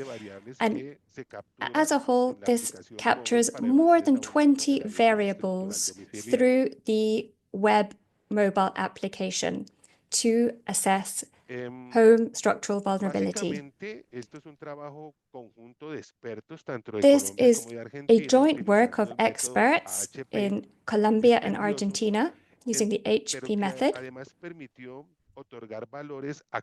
But it has also allowed us to assign values to each of the themes and each of the variables with the aim of assessing vulnerability. This tool has been widely used by professionals in Argentina to identify structural vulnerability. The image you can see, and I want to highlight that everything that was captured through this mobile application could be synchronized and seen through the geographical analysis tool. This was developed through open source tools, and it is available. So all of these applications that were developed were done so in the pandemic. They were suggested by the professionals in Colombia and Argentina, and then we had professionals from Argentina visit us in Colombia, and we carried out a work in this area of Villa La Martina to calculate the severity of the fires. So in July 2022, in Colombia, we were able to share experiences with the Argentines and a group of organizations, national organizations, including the fire agency in Bogota, an agency in Colombia, the Instituto Humboldt, National Parks of Colombia, and many other organizations, including INTA, that we mentioned before in Argentina. So, of all the products that were developed in the framework of this product, you can see them there on the screen. So, some conclusions. First of all, that the use of processing tools in the cloud, such as Google Earth Engine, allow us to have qualitative and quantitative information in terms of the damage caused by forest fires. Web applications facilitate the classification in terms of diverse phenomena. And then we have geographical analysis tools that are key for analyzing data and facilitating planning processes. And then something very important beyond the technical is that the interagency partnerships, especially between countries, allow us to carry out robust research to bring about optimal results. And that benefits the territories because they can benefit from the experience of professionals from another country, as well as the infrastructure and the contributions that they bring. Thank you very much.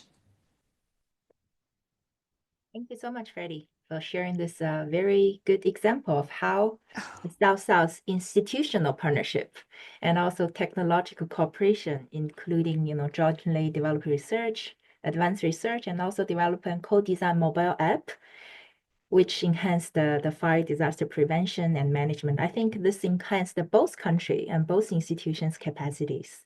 Thank you so much for this sharing. Now, I want to invite our final presenter from Brazil, Ms. Magali Batista.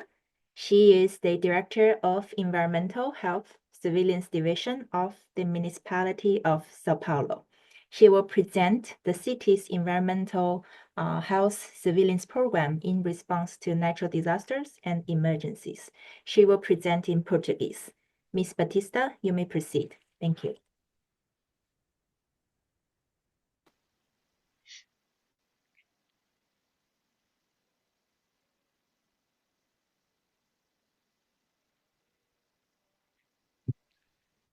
Bom dia, boa tarde, boa noite a cada participante. Good morning, good afternoon, good evening. I am going to talk about the actions carried out in the municipality of São Paulo, in the departments of environmental surveillance. São Paulo has more than 12 million inhabitants. Our surveillance program for exposed populations exposed to contaminants and also to disasters, natural and technological disasters. Among natural disasters, we in São Paulo include floodings, landslides, heat waves, high temperatures, and also extremely low temperatures. Among technological disasters, we include urban fires, which for us happen in the favelas, in the low-income communities, and also in buildings, and also they involve chemical emergencies. For an event to be classified as a disaster, it needs to combine the hazards, conditions, and vulnerable conditions. In São Paulo, we have many vulnerable areas. Responses to the health impacts of these events will be discussed, but most of these health impacts are physical injury, mortality, surges of acute disease exposure to toxic compounds, damage to health facilities and service interruption, especially medical services, in the support to chronic patients and also long-term consequences. As I mentioned, we also talk about hydrological disasters, which I want to discuss further. In our municipality, we have the summer rains prevention plan involving many municipal secretaries, but it is coordinated by the climate change secretary. It is operationally coordinated by the civil defense. We have our preparation stage, which includes not only monthly meetings and also meetings whenever the need arises, but we also act on reducing risks, mitigation, and preparation. At this stage, we qualify professionals who will serve in this program that is organized by all the secretaries, but I want to speak specifically about the health secretary. We create and update technical materials and educational materials, and we develop long-term actions for the entire plan.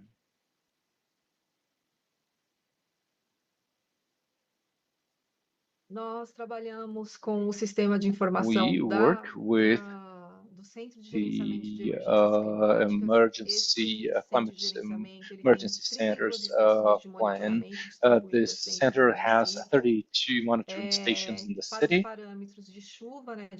for precipitation parameters, humidity, and wind.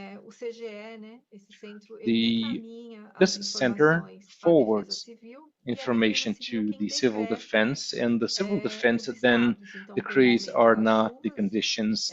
If increased rainfall happens and rivers can overflow, so they decree the adequate condition. And if that happens, then we go into attention status. If an area begins to be flooded, the civil defense will decree alert status.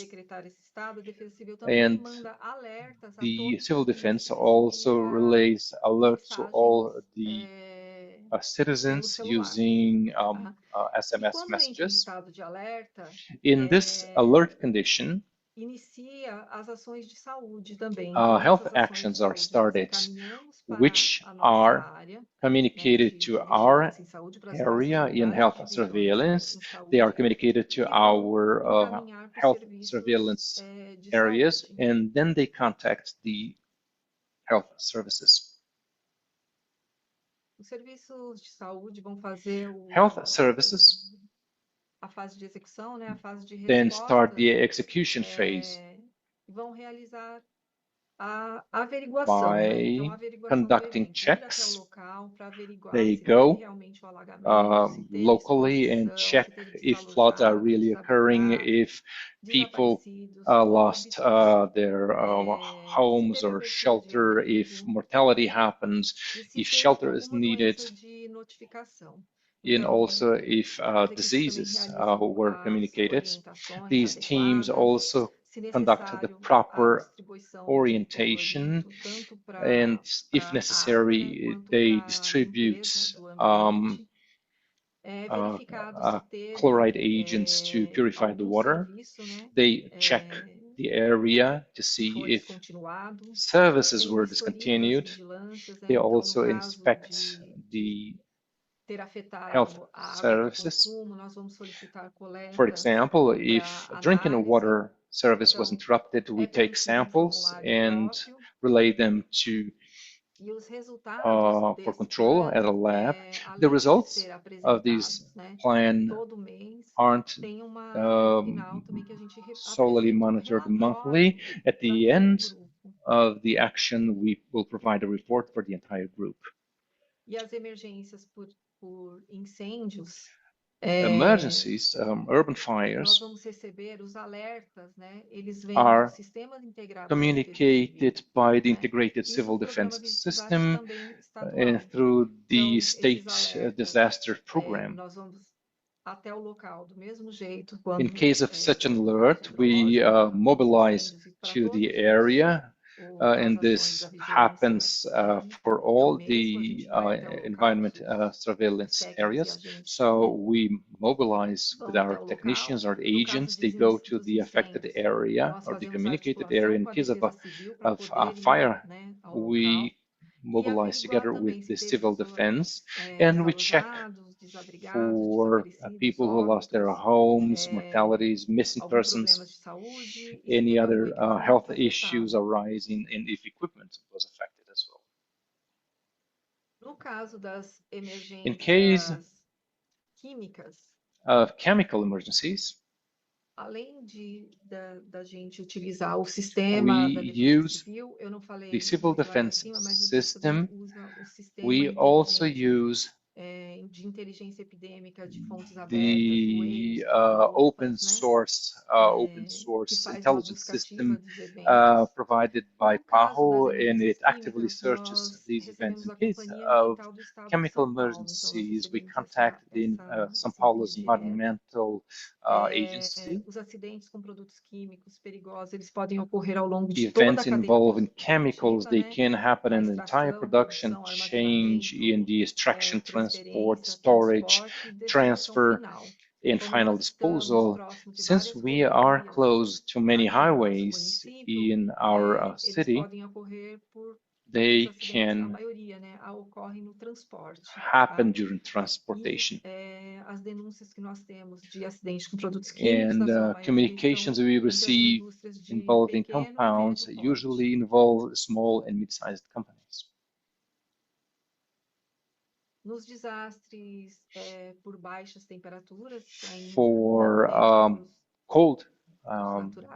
For disasters involving cold weather, São Paulo has a contingency plan, and whenever a climate emergency management center sends out an alert that the city will be in an alert condition for low temperatures, which are 13 degrees Celsius or an equivalent thermal sensation, an alert is issued, with many actions being carried out, such as starting the contingency plan, which will provide for the homeless population. They erect tents in the main areas in the city. These tents are set up and they are prepared to distribute clothing and hot soup. These tents are set up during the night, and they also refer these homeless population to the city's shelters. In case of heat waves, a contingency plan is put in effect for high temperatures. Whenever temperatures in São Paulo are informed, leading to an attention status for 32 degrees Celsius or a similar thermal sensation. Also, tents are set up in the city. 10 tents are set up, but differently than those events involving low temperatures. These tents are set up during daytime from 10 to 4 p.m.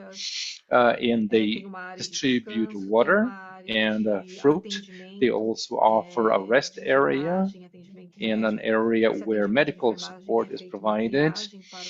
Triage is conducted for possible referral to doctors or hospitals. Technical materials are also supplied both in social media as well and in the Secretary's homepage, and also with guidance for the São Paulo, for São Paulo citizens. Nós trabalhamos, como eu falei, todas as ações são As I realizadas said, all of these actions técnicos, né, are e agentes da conducted by vigilância. our Essas são as agents in ações, né, the do health casa a casa. Os surveillance. These profissionais are vão actions até o of the local, home-to-home orientam a program, população, with agents heading sobre to the a location necessidade and de checking encaminhamento to dessa see população if this population needs to para be atendimento transferred médico. Nós or também referred participamos to do plano medical de support, to medical contingência service. We da also participate prefeitura, in the contingency da plan Defesa of the Civil municipality para together with the civil defense barragens, né? to E nós for participamos dos dams, simulados da Defesa and we Civil. Então, a also equipe participate participa, in nós civil temos defense drills. Our team participates normalmente in these simulado por drills. ano, We ou a cada usually have 6 at meses, least mas normalmente one simulado por ano da drill Defesa per Civil, e nós year participamos with com the as civil nossas defense, ações de and we vigilância em work saúde. with our actions in health surveillance. Com todas essas ações que são realizadas, foi With criado all these actions that we carry out, we felt the need to create an interactive disaster monitoring panel, which notifies and communicates events and consolidates data, and they are placed and expressed as charts and tables. It's an interactive panel. So if I click on a button of this system, this will tell me if mortality occurred, and also if this happened because of a flood, a fire, landslide, or where it happened. And we also have geolocation telling me exactly where the event happened. This panel also is presented in the PG disaster website.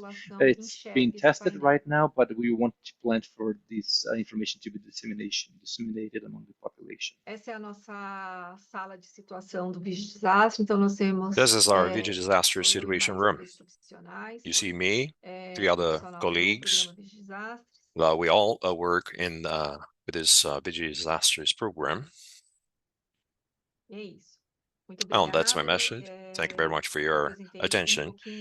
I actually showed you a glimpse of our program called Video Disasters and Our Actions. Thank you very much for the invitation. Thank you very much for your attention, and I'm all available to whenever you need me. Thank you. Thank you so much, Ms. Batista, for sharing such comprehensive and step-by-step emergency response actions from São Paulo. I'm sure this can be very useful for other cities and practitioners. Thank you so much. Now we have concluded all our panel presentations. Our panelists have shared such an incredible lineup of practical experiences, real-life used solutions from different regions and countries. We have seen how cutting-edge, low-cost, and high-impact technologies, including remote sensing, artificial intelligence, and data-driven modeling, are being widely applied to enhance disaster risk management. With examples from all presentations, the Senegal to Gambia, Colombia, Argentina, Korea, Laos, PDR, China, Nepal, and also São Paulo examples have all demonstrated the power of South-South and triangular cooperation and the UN partnerships in facilitating technology transfer, capacity building, and institutional strengthening for disaster risk management and resilience. We also hear that sustained government financing, increased investment in data infrastructure, integrated data system, bridging technology gap, and gaining access to technology market are very important to address ongoing challenges. Equally important, I think, is the development of local capacities, ensuring that all communities, institutions, and practitioners are equipped with the necessary skills, tools, and knowledge and resources to sustain and scale up these innovations to make long-term impact. Lastly, I think we also need to really reflect and learn from the past to inform the future decision-making. Effective coordination, consultation, and collaboration remain very key to achieve meaningful and lasting change. Thank you all, our panelists, for being part of this very important panel discussion. Now we will move on to the last and final closing segment. We would like to first invite our co-organizing teams from UNDRR, and PAHO WHO to share some key takeaway for this year's training. First, I want to welcome Mr. Sanjaya Bhatia. He's the head of UNDRR Global Education and Training Institute for video message. So with this, we come to the end of the leveraging South-South and triangular cooperation, inclusive and technological innovations for urban health and disaster risk reduction certificate course, which was delivered over the 3 days, 12th, 19th, and 26th of March.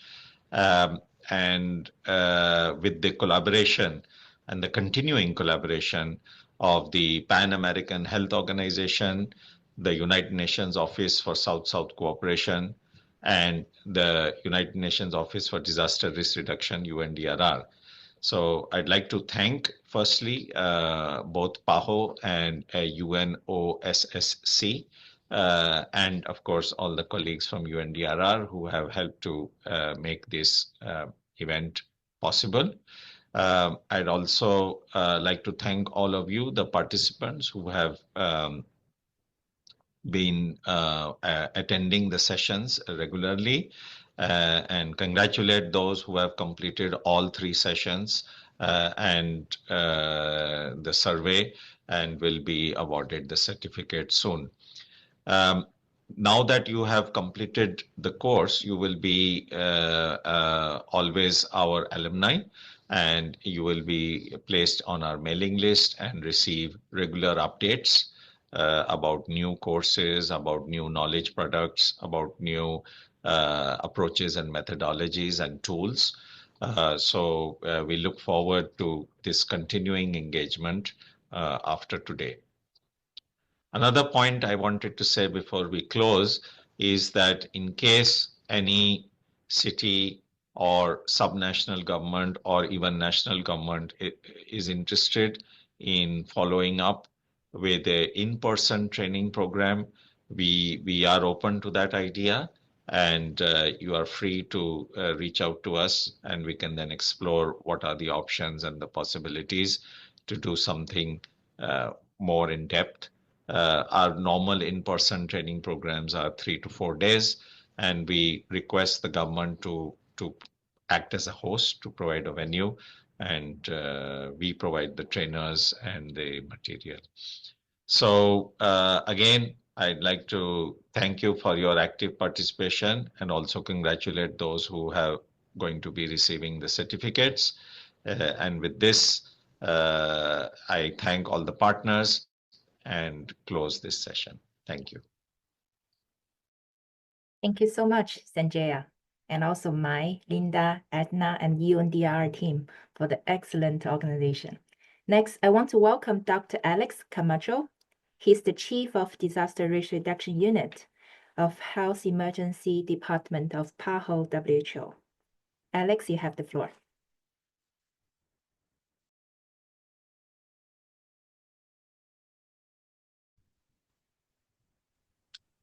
Please unmute, Alex.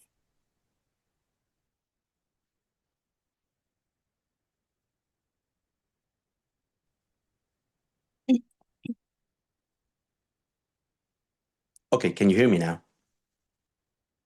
Hello? Yes.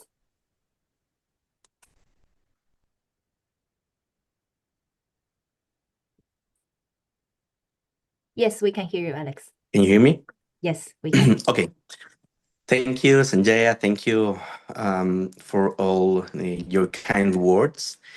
On behalf of the Pan American Organization, I want to express and to extend my deepest appreciation to our partners at UNDRR and the United Nations of South-South Cooperation, whose collaboration has been instrumental in advancing this critical dialogue.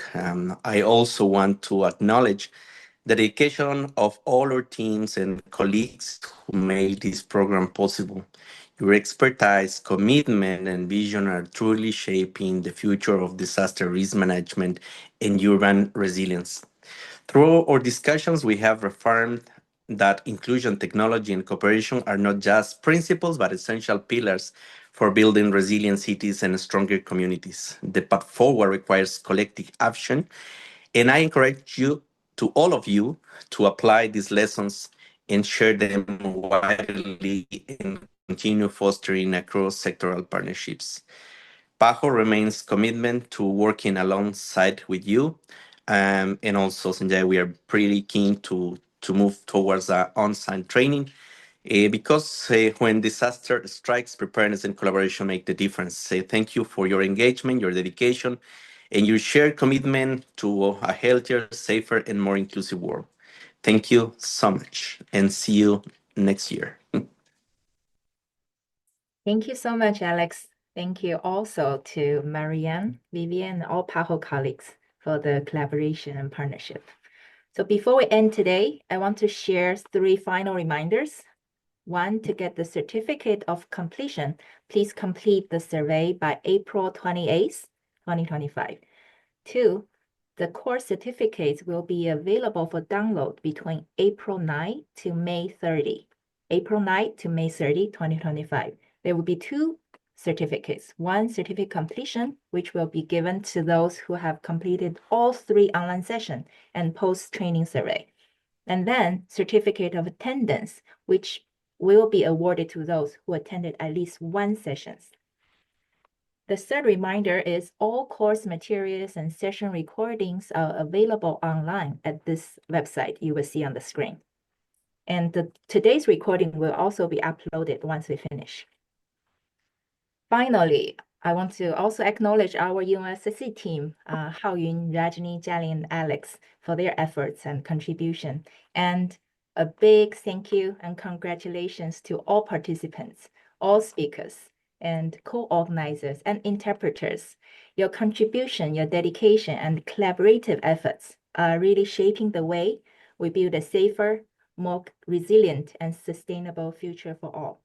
Thank you so much. We look forward to stay connected along this important journey and hope to see you next year and more future training to come. Goodbye for now.